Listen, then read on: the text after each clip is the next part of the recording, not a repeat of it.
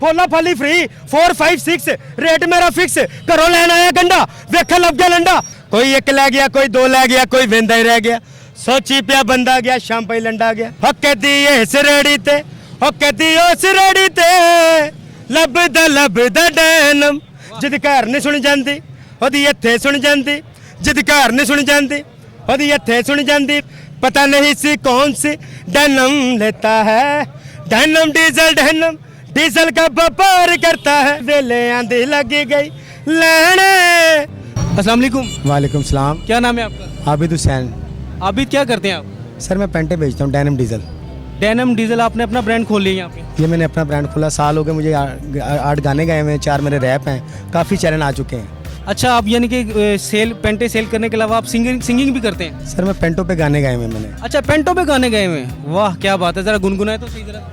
हो denim diesel denim हो तेरी डैनम डीजल लेनी है अमेरिकन ईगल अमेरिकन हो कुछ वर्साच बिलाबो ढमडीजल diesel denim denim diesel denim diesel कोई एक लै गया कोई दो लै गया कोई वेंदा ही रह गया सोची पिया बंदा गया शाम पई लंडा गया हो कहती इस रेड़ी ते हो कहती उस रेड़ी ते लभदा डैनम जिद घर नहीं सुन जाती ओदी इत्थे सुन जाती जिद घर नहीं सुन जाती ओदी इत्थे सुन जाती वेले आंधी लगी गई लेने वेले आंधी लगी गई लेने पता नहीं सी कौन सी डैनम लेता है डैनम डीजल का व्यापार करता है और मेरे वर्गी तू डैनम ले आते सही हाय हाय हाय हाय 72 मुल्कां दे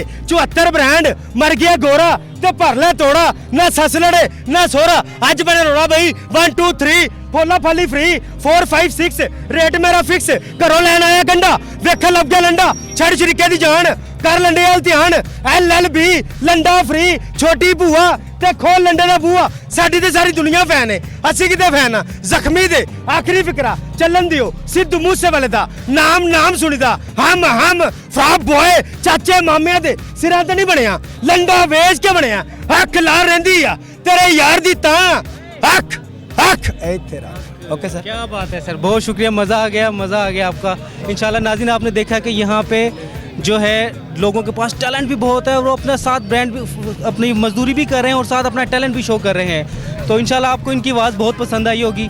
तो ये एक पाकिस्तान का एक नेचुरल टैलेंट है जो हम समझते हैं कि हमें इस टैलेंट को ऊपर लाना चाहिए।